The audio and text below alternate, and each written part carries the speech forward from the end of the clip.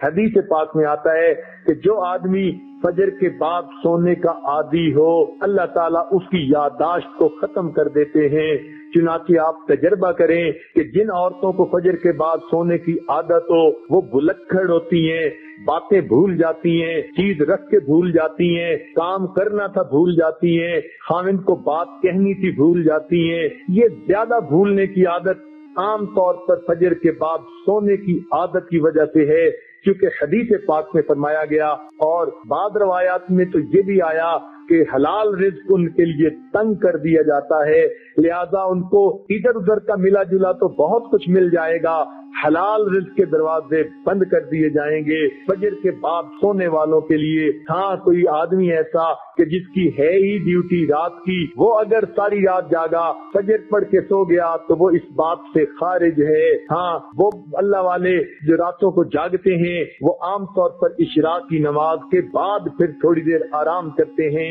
اشراق کے بعد سونا بالکل ٹھیک ہے، بزرگوں کی عادت رہی ہے، مگر فجر اور اشراق کے درمیان حد الوسع نہیں سونا چاہیے، سوائے اس کے کہ رات کا حصہ انسان اتنا جاگے کہ اب یہ سوچے کہ نہیں سوؤں گا تو سارا دن مجھے کام کرنے کے اندر رکاوٹ ہوگی، پھر اس کی اجازت ہے۔ عام عادت نہیں بنانی چاہیے۔ دیکھا یہ گیا ہے کہ جن گھروں کے اندر کچھ کھانا پینا ہوتا ہے اللہ تعالیٰ نے دیا ہوا تو وہاں پر صبح کے وقت اسی طرح سوئے پڑے ہوتے ہیں، بلکہ موہے پڑے ہوتے ہیں، پورا گھر قبرستان کی طرح لگ رہا ہوتا ہے کہ سورج نکل چکا اور گھر کے لوگ جاگ بھی نہیں رہے ہوتے۔ اس لیے کفر کی دنیا میں صبح کا ناشتہ سیریل کا انہوں نے بنا لیا، نہ کچھ پکانا پڑے اور نہ کچھ تردد کرنا پڑے، بیوی اپنے وقت پہ جاگے، خاوند اپنے وقت پہ جاگے، بچے اٹھ کے سکول جاتے ہیں تو وہاں مائیں ان کے لباس پہلے ہی تیار کر کے رکھ دیتی ہیں، ان کو کہتی ہیں بیٹے صبح اٹھنا، الارم لگا کر سکول جانا ہے۔ بچے اس لیے کہ سکول اگر نہ جائیں وقت پہ تو ان کو استاد کی طرف سے جھڑکیاں پڑتی ہیں، سکول کے اندر سزا ملتی ہے، وہ اپنے وقت پہ اٹھتے ہیں اور چھوٹے چھوٹے بچے اپنے کپڑے خود بدلتے ہیں، سیریل کا ناشتہ، ٹھنڈا دودھ بھی مل گیا، سیریل بھی مل گیا تو بچے یہی کھا کے چلے جاتے ہیں۔ تو کفر کی دنیا نے ناشتہ اس لیے آسان کر لیا تاکہ جاگنے کی تکلیف اٹھانی نہ پڑے۔ اس لیے مسلمانوں کا جو ہے معاشرہ اس میں عشاء کے بعد جلدی سونا اور صبح کے وقت جلدی جاگنا۔ چنانچہ صحابہ کرام کے زمانے میں تہجد کے وقت اگر کوئی مدینہ میں چلتا تھا تو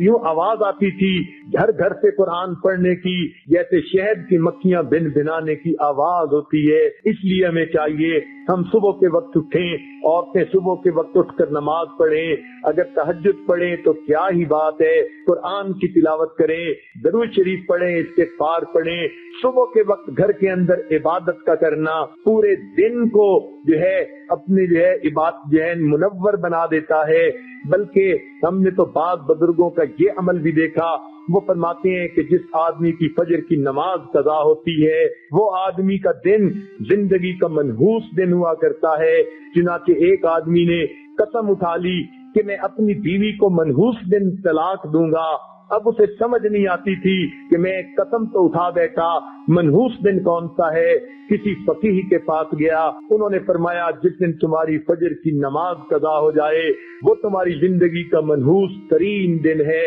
تم اس دن یہ کام کر گزرتے ہو۔ بعض ایسے بزرگوں کو بھی دیکھا کہ جو وقت کے حاکم تھے مگر انہوں نے دستور بنایا ہوا تھا، وہ سوچتے تھے کہ جو آدمی فجر کی نماز وقت پہ پڑھ لیتا ہے حدیث پاک کے مطابق اللہ کی امان میں آ جاتا ہے، لہذا وہ حد جو ہے وہ جو سزائیں دینی ہوتی تھی تعزیرات کی وہ اس وقت تک نہیں دیتے تھے جب تک کہ یہ یقین نہ کر لیتے کہ آج اس نے فجر کی نماز نہیں پڑھی۔ اگر پڑھ لیتا تھا تو فجر دوست کو سزا دینا مؤخر کر دیتے تھے کہ اگر یہ اللہ کی امان میں آ گیا ہم کیوں اس کو سزا دیں۔ تو مسلمانوں کے نزدیک تو فجر کے وقت جاگنا اتنا اہم ہے، لہذا عورتوں کو یہ بات مشورے کے طور پر پیش کی جاتی ہے، زندگی کی ترتیب کو سنت کی ترتیب پر لانے کی کوشش فرمائیں، اور اس کا بہترین طریقہ یہ ہے کہ رات کو سوئیں اور دن کو جاگیں، عشاء کے بعد کام جتنا جلدی سمیٹ سکیں جلدی سونے کی عادت اپنائیں